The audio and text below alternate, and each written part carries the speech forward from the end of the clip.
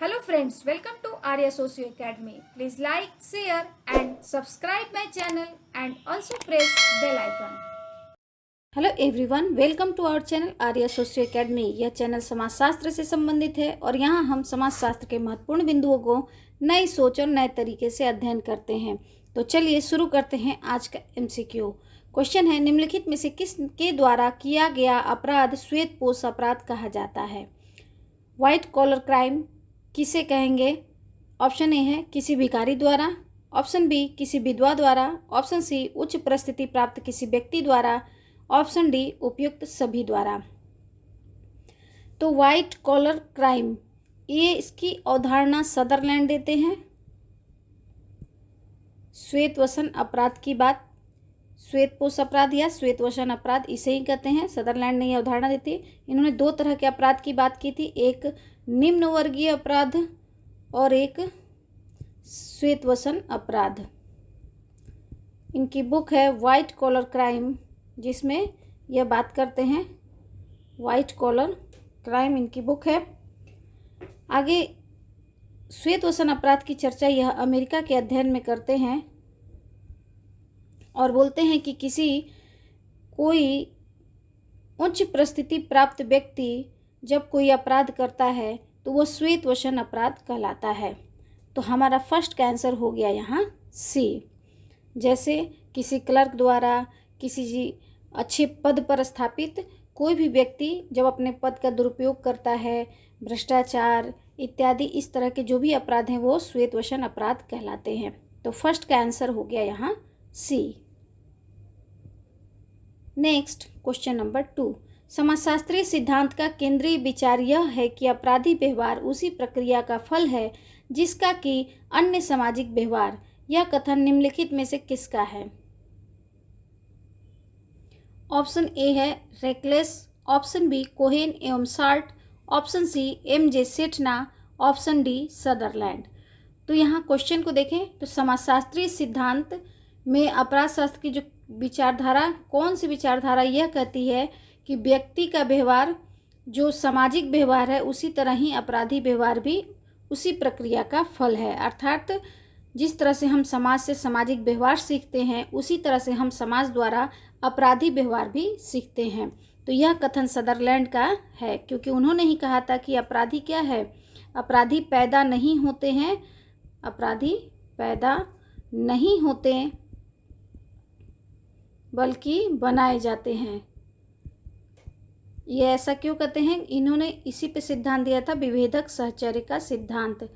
विभेदक सहचर्य का सिद्धांत क्या था कि जैसी संगति होगी, जैसे लोग रहेंगे, जैसा इनका साथ होगा वैसे ही इनकी व्यवहार भी होगा। अगर अपराधी के साथ रहते हैं तो उनका अपराधी व्यवहार बनना सुनिश्चित है।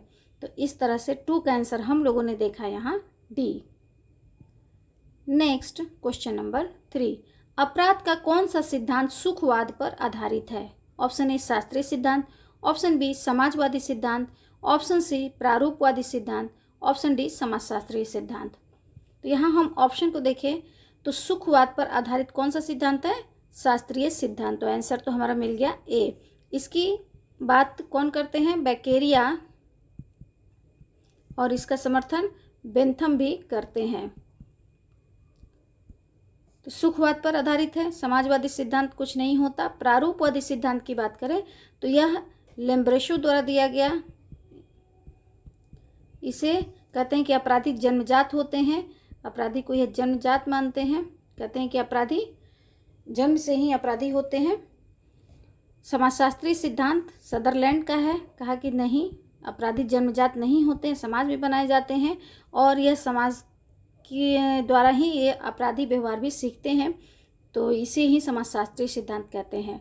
तो 3 का आंसर हम लोगों ने देखा यहाँ A. Next question number 4। Bharat में जनसंख्या अधिक का निम्नलिखित में से सूचक नहीं है?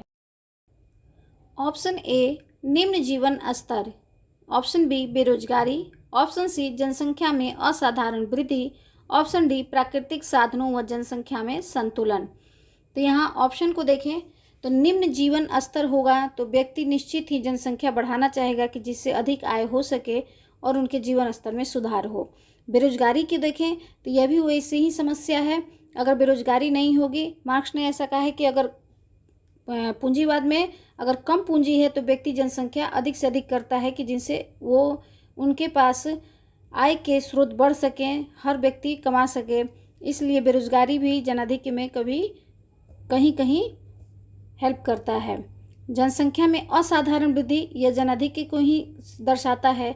प्राकृतिक संसाधन और जनसंख्या में संतुलन यह इसका सूचक नहीं है। नहीं है पूछ रहा है तो हमारा आंसर हो गया डी, क्योंकि जब प्राकृतिक संसाधन जनसंख्या में संतुलन होगा तो फिर उसे जनाधिक्य नहीं कहेंगे, अर्थात सब कुछ सही है, बराबर है।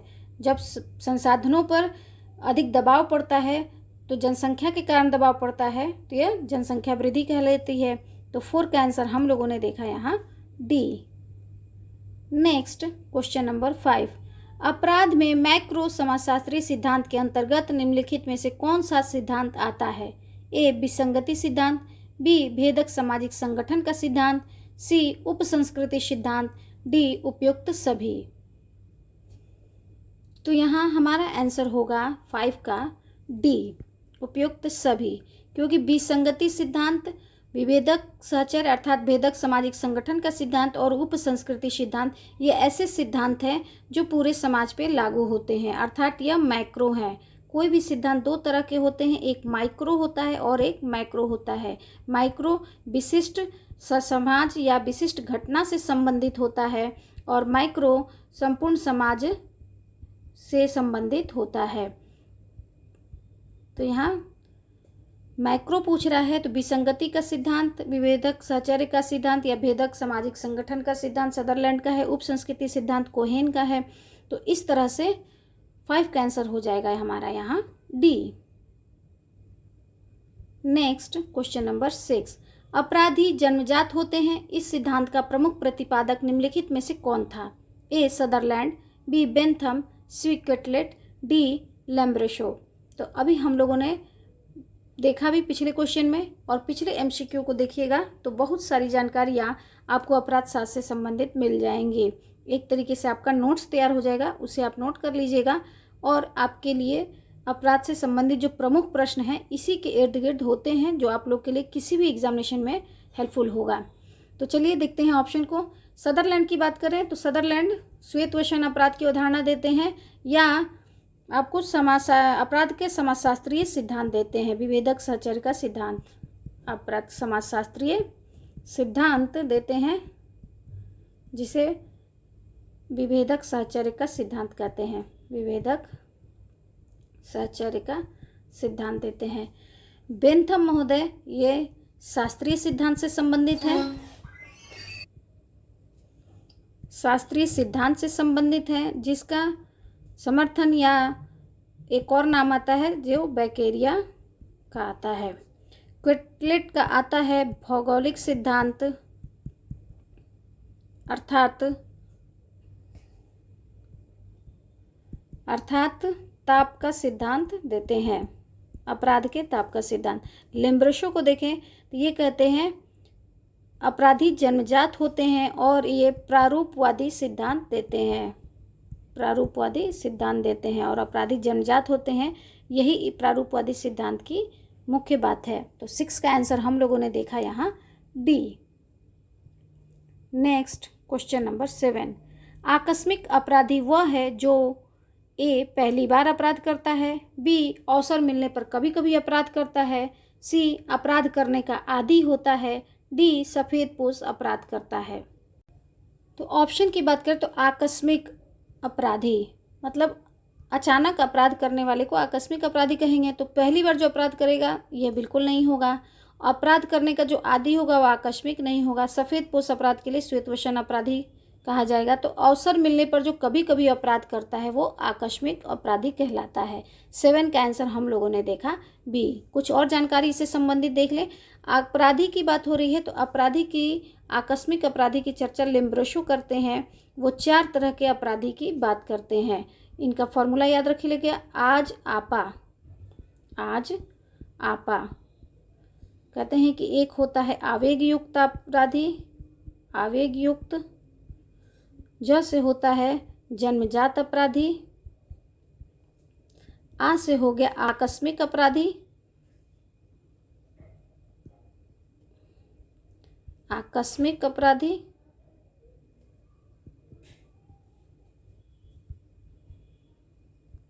और पा से हो गया पागल अपराधी।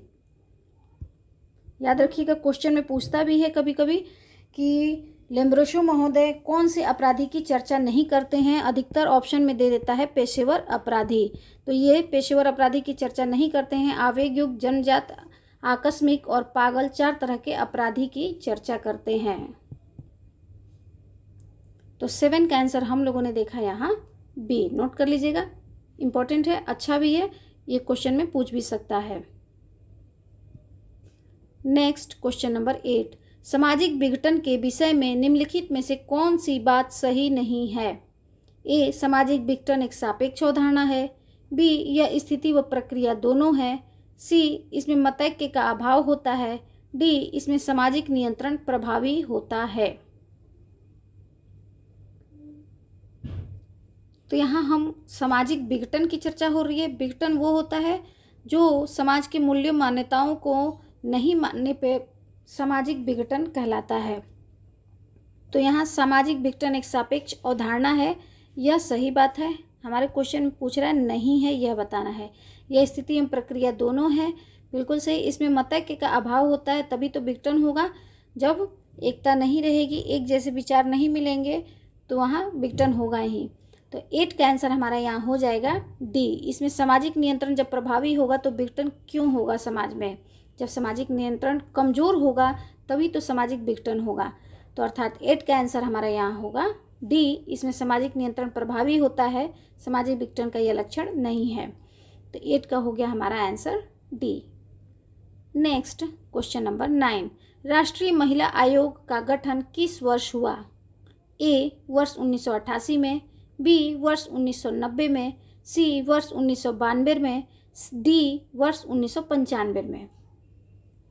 तो यहाँ हमारा आंसर हो जाएगा सी, वर्ष 1992 में राष्ट्रीय महिला आयोग का गठन हुआ था। तो 9 का आंसर हम लोगों ने देखा यहाँ सी। नेक्स्ट क्वेश्चन नंबर 10, घरेलू हिंसा के विरुद्ध सर्वाधिक आवश्यकता है। ए, संगठित प्रयास। बी, कानून। सी, घरेलू हिंसा अधिनियम 2005 की जागरूकता। डी, समझदारी। तो यहाँ घरेलू हिंसा के विरुद्ध सबसे कानून तो है ही, साथ ही संगठित प्रयास करने की भी ज़रूरत है, समझदारी की भी ज़रूरत है, लेकिन सबसे ज़्यादा ज़रूरत है कि घरेलू हिंसा अधिनियम 2005 की जो जागरूकता है उसके बारे में सभी को बताया जाए। सारी महिलाओं को अपनी शक्ति के बारे में उन्हें ज्ञान हो, इसकी जागरूकता हो सबके अंदर, यह बहुत ज़रूरी है। तो 10 का आंसर हम लोगों ने देखा यहाँ सी। नेक्स्ट क्वेश्चन नंबर 11, भारत के अधिकांश राज्यों में किस आयु के लड़कों द्वारा किए जाने वाले सामान्य अपराध को बाल अपराध माना जाता है। ए, 5 से 15।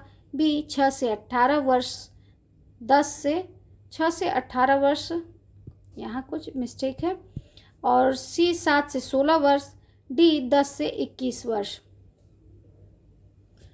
तो यहाँ भारत के अधिकांश राज्यों में किस आयु के लड़कों द्वारा, लड़कों की विशेष चर्चा है, सामान्य अपराध को बाल अपराध माना जाता है। तो वह उम्र है 7 से 16। 7 से 16 को बाल अपराध के अंतर्गत रखा गया है। 2015 के अधिनियम द्वारा बालकों की उम्र 16 वर्ष कर दी गई है अपराध में, और लड़कियों की 18 वर्ष कर दी गई है बाल अपराध में। तो इस तरह से 11 का आंसर हमारा यहाँ होता है सी। यहाँ हमने सामाजिक विघटन और अपराध इत्यादि से संबंधित बहुत सारी जानकारियाँ ली, बहुत सारी बातों को देखा। आई थिंक ये जो आज का MCQ है वो आप लोग के हेल्पफुल रहा होगा। थैंक यू, धन्यवाद।